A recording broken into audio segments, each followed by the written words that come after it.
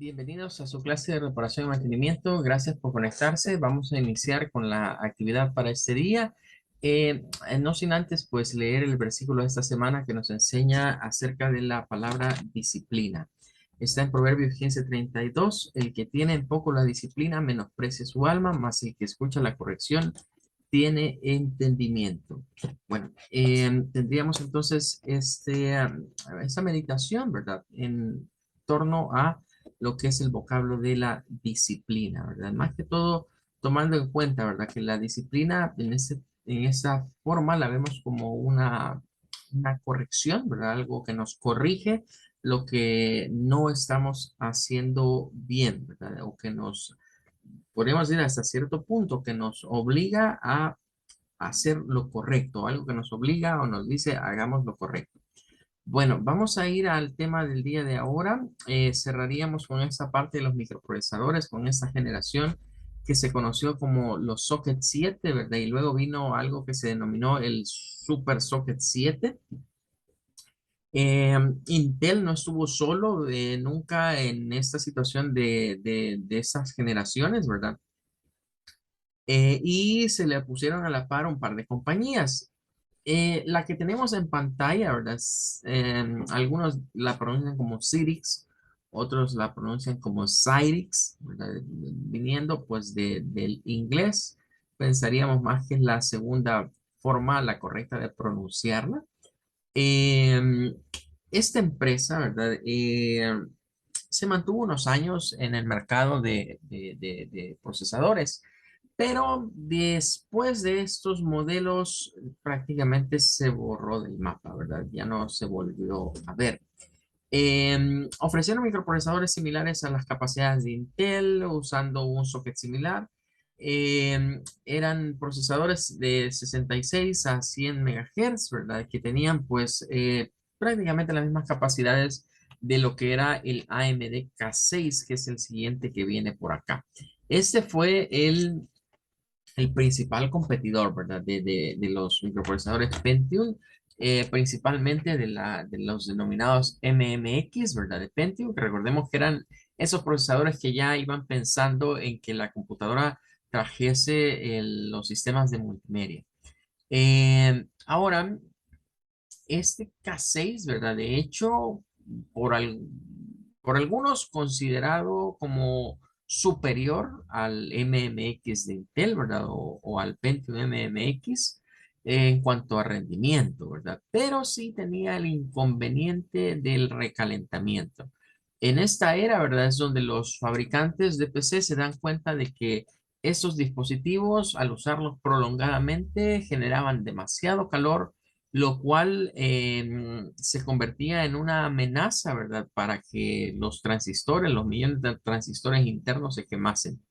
De ahí es donde Intel comenzó a fabricarlos con un sistema de protección, ¿verdad? En donde se tenía una especie, digamos, de sensor interno de temperatura dentro de los circuitos, el cual, ¿verdad? Al llegar a los 100 grados, hacía pues que la máquina se apagase y ya no se pudiese seguir utilizando por un periodo de tiempo hasta que el microprocesador se enfriase.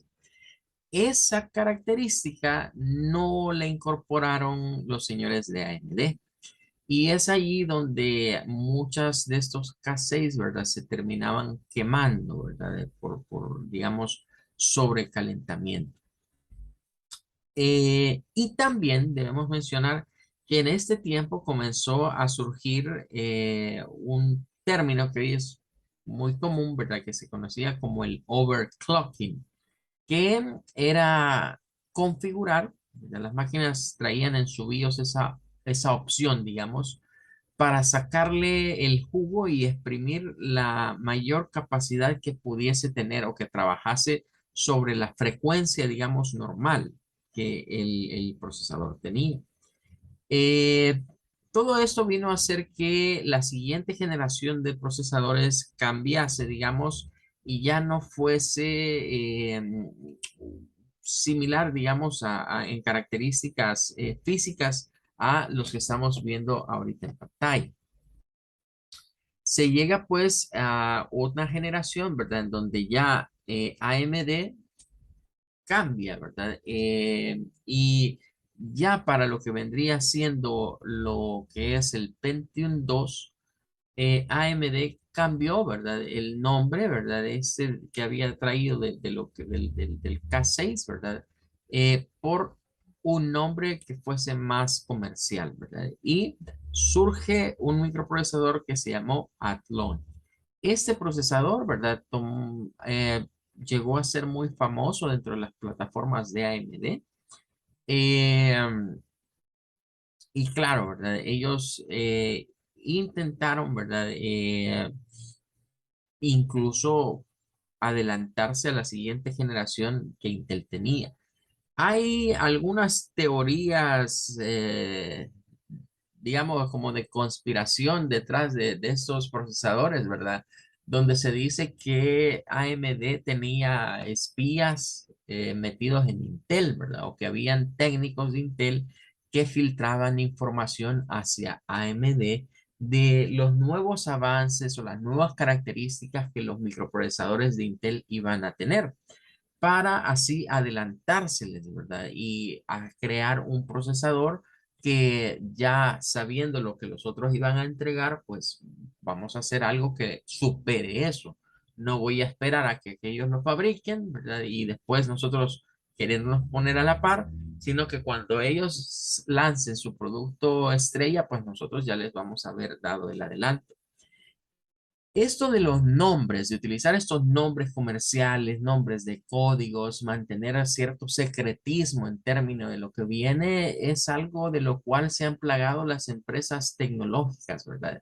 Si nos salimos un poquito, digamos, del contexto de microprocesadores, podríamos ver que esta misma historia se repite, por ejemplo, en la misma Microsoft en donde, por ejemplo, Windows, ¿verdad? Había venido con eso del 95, Windows 98, Windows Milenio, Windows 2000, ¿verdad? Había mantenido como esa idea de poner los nombres de los sistemas operativos de acuerdo al año en el que iban saliendo. Pero cuando viene la siguiente generación de sistemas operativos y llegamos al Windows XP, de hecho, en un principio no se llamaba XP, ¿verdad? Lo de XP viene del uso de la palabra experience, ¿verdad? De ahí lo sacaron, eso de experience, viene de Windows Experience, ese era el nombre, digamos, con el que se quería manejar o con el que se dio a conocer, ¿verdad? Ya al mercado, pero había un nombre clave anterior a ese, que muy pocos lo conocieron, que le llamaban el Windows Longhorn. Nunca se conoció, digamos, comercialmente con ese nombre. Al final de cuentas le pusieron Windows XP, ¿verdad? Luego, algo similar pasó con el Windows Vista, ¿verdad? Cuando sacaron Windows Vista, el nombre lo dieron a conocer ya cuando se iba a revelar las primeras versiones beta prácticamente. Y después retomar el nombre con un número, ¿verdad? De Windows 7, luego seguir Windows 8, Windows 10, dar ese salto de dos versiones, y ahora Windows 11, y han mantenido, digamos, esa línea de llevar esos números.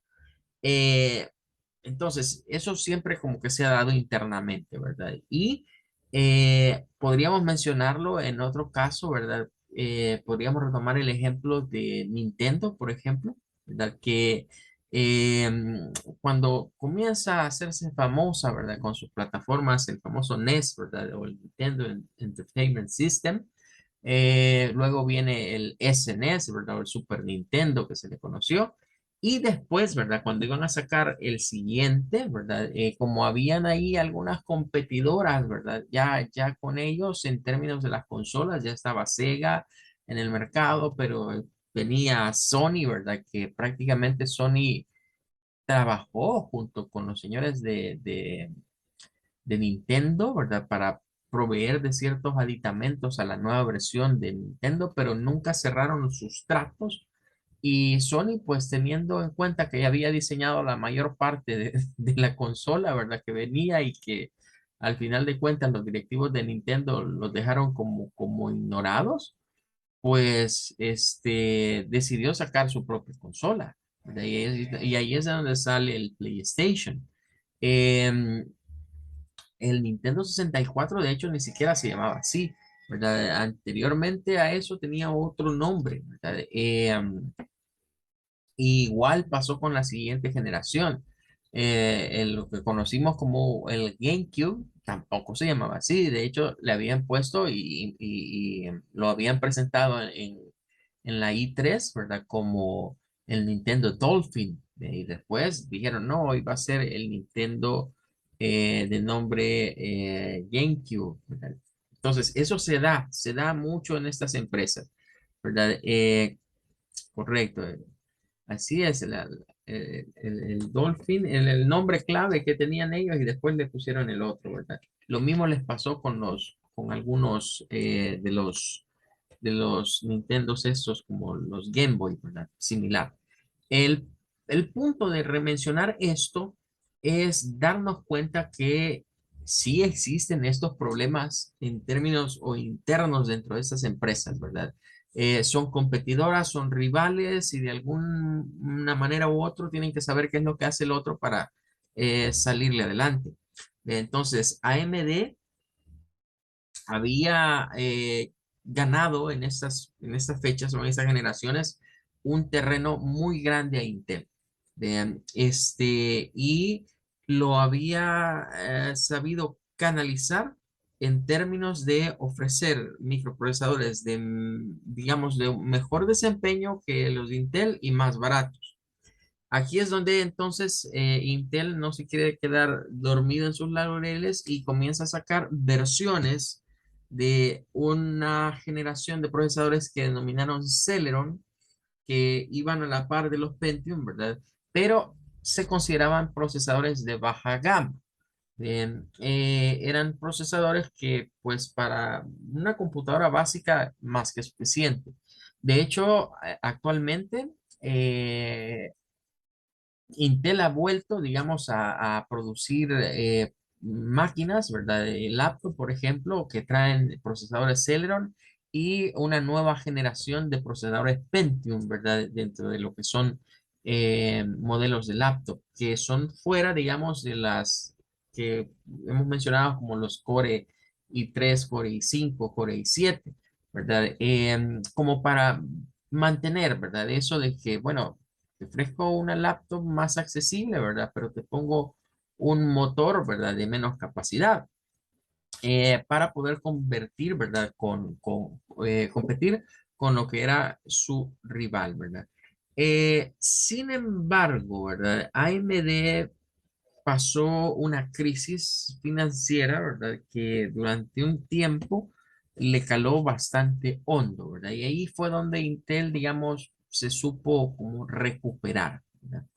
Eh, bueno, aquí nos habla acerca ya de lo que sería la introducción de un socket que se llamó 370, que siempre era un socket PGA, o sea, siempre es encapsulado cuadradito donde vienen una serie de pines, ¿verdad? Y también comenzó a sacar algo que se conocía como un microprocesador de slot, que era un microprocesador que traía, por así decirlo, venía en una especie como de tarjeta, ¿verdad? Entonces se insertaba el procesador, era más grande, traía ya su propio cooler, su propio, digamos, el disipador de aluminio, era toda una capa, ¿verdad? Que cubría al procesador y era como una especie de tarjeta, ¿verdad? Si lo comparásemos con lo actual, cualquiera pensaría que tenían la forma de una tarjeta AGP, ¿verdad? Más o menos esa era la forma de esos procesadores y era como el salto que Intel quería dar. Claro, AMD no se quedó atrás, ¿verdad? Y vino, ¿verdad? Y sacó un slot también, ¿verdad? Un slot que se llamó slot A. Eh, Cabe destacar que ya aquí en esta parte no podíamos tener en un motherboard, ¿verdad? No podíamos tener un procesador Intel y reemplazarlo por un procesador AMD, ¿verdad? Era algo que no eran compatibles entre sí. Es decir, si yo compraba AMD, tenía que comprar motherboards que fuesen compatibles con AMD. Si compraba Intel, motherboards que fuesen compatibles con Intel. Ya no existía como ese posible, digamos, intercambio, ¿verdad? Y eh, eso lo vino a cubrir, ¿verdad? Intel registrando sus sockets, ¿verdad? A partir de aquí es que Intel vuelve como, diría yo, como a aprender la lección, ¿verdad? De que, bueno, ya me lo hicieron con los nombres, ¿verdad? Y hoy si no registro mis tecnologías, pues me van a copiar, ¿verdad? Y va a haber cosas que se puedan adaptar. Entonces viene Intel y comienza a registrar incluso no solo sus procesadores a nivel de sus nombres, sino las interfaces de conexión, para que no pudiesen otros venir a fabricar algo que quedara en ellos. Recordemos que las máquinas, ¿verdad? A partir de aquí se comienzan a sectorizar. Yo le llamo a eso que las empresas vieron un pastel y se lo comenzaron a repartir, ¿verdad? Y a algunos les tocó unas porciones más grandes, a otros otras porciones más pequeñas. Y al igual, ¿verdad? Que el mundo de los automotores, ¿verdad? Me gusta comparar mucho el mundo automotriz con el mundo de la computadora porque tienen muchas coincidencias. Vemos pues que hay una marca que respalda el automóvil, pero si vamos analizando las piezas de suspensión, lo que vendría siendo otros componentes, nos daremos cuenta que no son fabricados por la misma marca. Ahora, los motores, ¿verdad? Por lo general sí. Y ahí es donde podríamos hacer una alusión, ¿verdad? Que como que el motor de las computadoras lo formase el microprocesador. Entonces, en ese sentido, ¿verdad? Debemos tomar en cuenta que ya solo tenemos dos marcas en la actualidad que podemos escoger, digamos, a nivel de computadoras. Y Intel y AMD se han estancado ahí. Y podríamos decir que las generaciones de procesadores, por ejemplo, que se utilizan en teléfonos inteligentes o en lo que son tabletas, eh, ya ni siquiera se han metido a ese mercado. Bien. Algunos están apuntando de que quizás Intel y AMD en el futuro, si se piensa que las tabletas y los celulares son las computadoras del mañana, pues que en el futuro se van a quedar sin mercado. Igual que Windows, ¿verdad? Si lo vemos así, Windows ya no tiene nada que ver. Es más, Microsoft trató de meterse en el mundo de los dispositivos móviles y como nadie le hizo caso, pues entonces compró Nokia, ¿verdad? Y trató de meter a la fuerza en los celulares de Nokia la versión de Windows Phone, que nunca prosperó. Y al final de cuentas, pues ha seguido vendiendo los teléfonos, pero con Android. Entonces, pareciese que a la larga, si la forma de manejar las computadoras en el futuro va a ser como actualmente manejamos tabletas y celulares, pareciese que Intel y AMD tienen sus días contados, porque ninguno de ellos quiso meter mano al mundo de fabricar microprocesadores para teléfonos. Hay otras compañías que lo están haciendo. O algunos especulan, algunos dicen, no, si son las mismas, nada más que pusieron otros nombres, ¿verdad? Pero son ellos mismos. Podría ser, ¿verdad? El punto es que a la larga, si la PC se extingue, ¿verdad? Pues estos también van a pasar a ser, como dice ahí, historia, que ya no van a estar vigentes. Bueno, en estos modelos, pues ya lo típico era ver estos microprocesadores así de este tipo, ¿verdad? Este no tiene, como podrán notar, su disipador, ¿verdad? Bueno, tiene el disipador, mejor dicho, que es esa como carcasa externa, ¿verdad? Que viene afuera, pero era una cubierta de aluminio. Em, y hay algunos que ya traían, aparte del disipador, el ventilador, ¿verdad? Ya para superar los problemas de calor. Ya estamos llegando al orden de los 22 millones de transistores, ¿verdad? O sea, era una capacidad inmensa que con los microprocesadores más actuales todavía se quedan cortos. Bueno, aquí nos habla un poco del MMX de Intel, ¿verdad? Características, microprocesador pues de 16 bits, tipo de zócalo, el socket 7, ¿verdad? También se le llamaba el P55C, era así cuadradito, ¿verdad? Y traía ahí un emblema, ¿verdad? De Intel. 4.5 millones de transistores, capsulado, podía ser de plástico o cerámica. Luego teníamos el Pentium 2, ¿verdad? Siempre por el lado de Intel. Lo que vendría siendo el Pentium 2 era compatible con los Celeron, es decir, donde yo tenía un microprocesador, eh, perdón, un motherboard que me aceptara un Pentium 2, me aceptaba un Celeron y viceversa.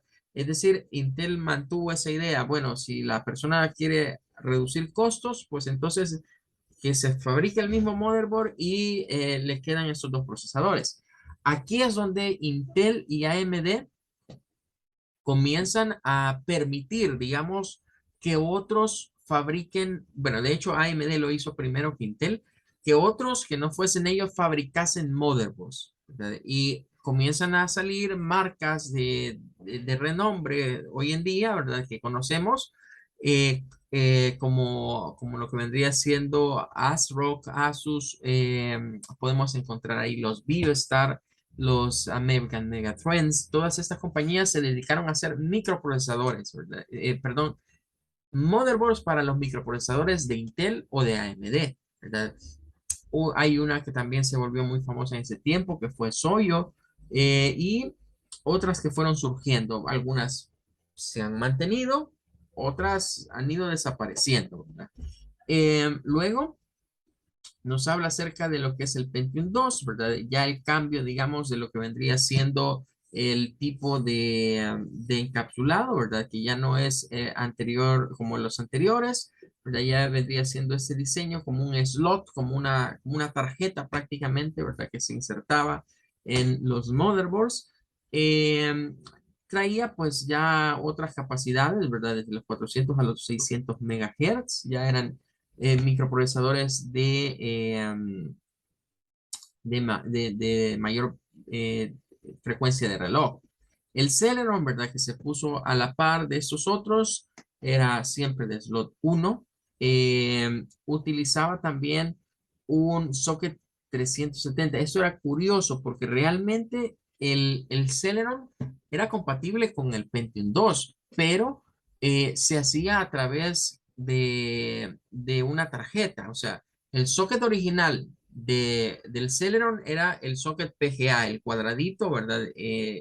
Igual que los de la generación de los MMX, pero eh, venía una especie como de adaptador, ¿verdad? Donde usted le vendían el microprocesador incluso con ese adaptador que lo convertía a un slot 1 y se podía ya montar en una máquina que tuviese eso. Incluso en ese tiempo comenzaron a salir unos motherboard híbridos que traían el socket 370 a un ladito y arriba el slot 1 por si usted compraba un microprocesador que fuese Celeron, pues lo ponía ahí en el socket que ya traía, y si era un Pentium 2 o tenía un Celeron de esos que se adaptaban, digamos, al slot 1, pues ponía el slot 1.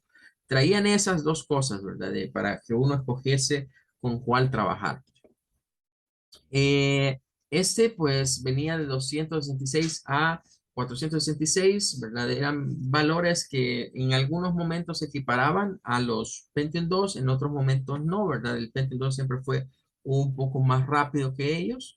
Venía pues, aquí estaría, digamos, lo que les mencionaba, ¿verdad? Este es el PGA 370 y esta ya era su disipador de calor unido a lo que es un cooler. Y esta es la tarjeta que venía, ¿verdad? Realmente este es el procesador propiamente, este de acá, y se incrustaba, ¿verdad? Se montaba sobre esta tarjeta que ya lo adaptaba a un Pentium 2 prácticamente, para que funcionara con un slot A. Bien. Bueno, esto Intel lo mantuvo, ¿verdad? Incluso al Pentium 3, ¿verdad? Pero ya en Pentium 3 ya se da ese quiebre. Algunos Pentium 3 eran similar al Slot 1, pero también volvieron a los PGAs. O sea, como que dieron un paso atrás, digamos, con esto. El Xeon es un procesador que no mucho se da a conocer su mercado, ¿verdad? Más que todo era para funcionar en lo que vendrían siendo equipos servidores, ¿verdad? Ahí se utilizaba este. No, es raro encontrar máquinas o procesadores de este tipo, pero quedaron registrados, ¿verdad? Dentro de lo que vendría siendo la gama, digamos, de Intel. Luego vienen lo que es los Pentium 3 y luego vienen los Pentium 4. En Pentium 4 es donde Intel regresa, ¿verdad? Regresa al concepto original de un encapsulado PGA, ¿verdad? Que el más común es el 478, que se mantuvo durante un buen tiempo. Em, Prácticamente, si lo vemos así, Microsoft con Windows XP logró como su modelo de sistema operativo más estable o de más renombre y que se mantuvo más tiempo, ¿verdad? En cuanto a diferentes versiones que van desde la Survey Pack 1 hasta la Survey Pack 3. Pareciese que en ese sentido coincidieron Microsoft con Intel, porque Intel mantuvo durante mucho tiempo su microprocesador Pentium 4 en el mercado, sacando varias versiones y varias mejoras de él, antes de decirle bye bye y pasar a la siguiente generación, ¿verdad? Se mantuvo durante mucho tiempo, casi podríamos decir a la par de Windows, como que se hubiesen puesto de acuerdo esas dos, ¿verdad? Es decir, vaya, el proyecto va para 20 años, ¿verdad? Y estabilicemos esto que nos va a durar 20 años, con las diferentes características que vamos a ir mejorando, pero que nos quedemos para ese tiempo. Durante ese periodo se mantuvieron los sistemas de mayor uso de 32 bits, claro está, llegando pues a tener hasta un máximo de 4 gigas en estas versiones de Pentium 4. eh, Dándose varias generaciones de Pentium con varios aditamentos que se fueron adicionando, digamos, a los diferentes motherboards y dando como esa estabilidad en cuanto a un modelo, ¿verdad? Eh, si lo vemos como en el mundo de los vehículos, es como que una compañía, ¿verdad? De vehículos llegue a estabilizar una marca, pero no sacase cada año un nuevo modelo, ¿verdad? Sino que se quedase ya con un proyecto como para un muy largo plazo, un muy largo plazo. Y en términos, mientras tanto, pues diseñamos lo que se vendrá después, pero mantengamos esto y exprimamos todas las características. Surgieron Pentium 4 en esta época con 64 bits, sí, lo hubieron, pero fueron muy escasos, ¿verdad? No fue un mercado en demanda. Es más, AMD nuevamente trató de cubrir el mercado, ¿verdad? Sacando procesadores de 64 bits y tratando de poner como un estándar de 64 bits, mientras Intel se aferraba, por así decirlo, a lo último que le iba a sacar de provecho a las arquitecturas de 32 bits. Debemos destacar, ¿verdad? Que en lo que es la llegada del Pentium 4, podríamos asegurar que es prácticamente el paso de 32 a 64 bits. Lo mismo, ¿verdad? En el caso de Windows, recordemos que Windows 7 fue el primero, ¿verdad? Que comenzó a hablar ya de una versión de 32 y de 64 bits. Eh, que pues a la larga, ¿verdad? Se ha mantenido siempre eso. Recordemos que las máquinas, ¿verdad? Estas generaciones, las generaciones de 32 bits, todavía hay personas que utilizan máquinas de 32 bits, por lo cual, ¿verdad? Windows 10, por ejemplo, se distribuyó en esas dos. Pero ya la nueva versión que se viene, ¿verdad? El Windows 11 ya no va a ser posible utilizarlo en un equipo de 32 bits. Es decir, estamos ya entrando prácticamente al punto de inflexión en donde ya esta tecnología se quiere dejar en el olvido y abrazar ya solo los nuevos sistemas operativos y sistemas de arquitectura que sean nada más de 64 bits. Y es lo que se viene, ¿verdad? Es lo que se viene y prácticamente estaríamos ante una generación de computadoras, ¿verdad? Que sus capacidades, vemos, ya no, a nivel de los procesadores, ya no han crecido tanto. Porque si lo vemos así, ¿verdad? Si vamos viendo, digamos, la evolución de las frecuencias de relojes, comenzamos con frecuencias de relojes en unos cuantos megahertz, llegando a lo que sería los Pentium MMX, que llegaron hasta los 166 megahertz. Ya de allí la siguiente generación de Pentium 2, que llegaron a velocidades de hasta más o menos 400, 500, Pentium 3, Pentium 4, ¿verdad? Ya estamos hablando que se cruzó el límite de los mega y ya se habla en términos de gigahertz. Si vemos microprocesadores actuales, ¿verdad? Las máquinas actuales nos dicen que son de 1 gigahertz, 2 gigahertz, 3 gigahertz en términos de las frecuencias de relojes, ¿verdad? Pero vemos que allí las velocidades de los procesadores ya no han crecido más. No obstante, las partes, digamos, de almacenamiento, sí. Es decir, los discos duros, pues, ya están en términos de teras, ¿verdad? Y pues los microprocesadores no. Es decir, pareciese que los fabricantes de procesadores ahorita como que están llegando a un techo en términos de los hertz, es decir, de las frecuencias de relojes, que ya no crece tanto como creció, digamos, en este periodo de tiempo. Por otro lado, ¿verdad? Debemos recordar que en 386 se planteó la idea de direccionar hasta 4 gigas de memoria, lo cual la mayoría de esos microprocesadores no lo hicieron. Los que ya trabajaron con esa cantidad fueron hasta los Pentium 4, que por eso decíamos, ahí es el punto de quiebre de lo que vendrían siendo las arquitecturas de 32 y 64. Pero ahora vamos a las arquitecturas de 64 y nos daremos cuenta que hoy los fabricantes ya no se fueron así a pensar en que esto direccione mucho, sino que nos daremos cuenta que hay algunas máquinas que a lo mucho nos soportan 8 megas, ¿verdad? Y no, perdón, 8 gigas en memoria RAM y no le podemos poner más. ¿Vea? Y luego, pues hay otras generaciones que sí se nos dicen, no, ese le puede poner más de 8 gigas.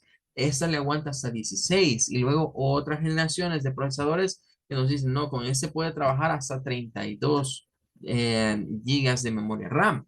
Entonces, vemos que lo que se conoció durante un tiempo, ¿verdad? Como la ley de Moore, que Moore decía, Gordon Moore, ¿verdad? Uno de los fundadores de Intel, decía que esto iba a ir creciendo exponencialmente a medida avanzaban los años, la cantidad de lo que eran transistores en los microprocesadores se iba a ir duplicando. Pareciese que en estas últimas generaciones ya esa ley ya no mucho aplica. Bien, y vemos eso que yo le llamo como llegar al tope, digamos, de lo que la tecnología puede producir. Lo cual, por eso muchos dicen, bueno, no estaremos muy lejos de ver el fin del PC como tal, ¿verdad? O las computadoras como actualmente las conocemos. Hay un público que se acostumbró tanto a ellas que se nos hace difícil quizás trabajar con los celulares o trabajar con las tabletas. Pero si el salto a lo siguiente implica eso, pues podría ser que con nuestra generación las computadoras pasen al olvido, ¿verdad? Y que, pues, bueno, lo vemos en las generaciones nuevas, ¿verdad? Los niños son más prestos para utilizar un teléfono que una computadora.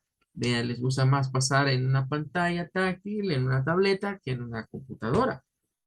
Entonces es más fácil usar los teclados de las pantallas que usar el teclado de la computadora. Les da tedio usar el mouse, prefieren señalar con el dedo en la pantalla. Entonces, pareciese ser que esto de las generaciones no solo irá de la mano de la tecnología, sino que va a ir de la mano también de los seres humanos, ¿verdad? Y de cómo un grupo nos acostumbramos a hacer las cosas de cierta manera, pero vendrá ya otra generación que la parte tecnológica será completamente diferente. Ok, bueno, con esto cerramos ya este tema, ¿verdad? Mañana vamos a comenzar a ver algunos procesadores para ir distinguiendo entre diferentes tipos de procesadores y las características que estos deben de tener. Con la parte teórica, ¿verdad? Ya no nos queda nada pendiente, ya habríamos cubierto lo que teníamos, que se nos había quedado pendiente desde la semana anterior. Les deseo que pasen un feliz resto del día, que Dios les bendiga y primero Dios, les espero el día de mañana acá. Gracias, igual, feliz día. Ok, Gracias, gracias, feliz día. hasta luego, gracias.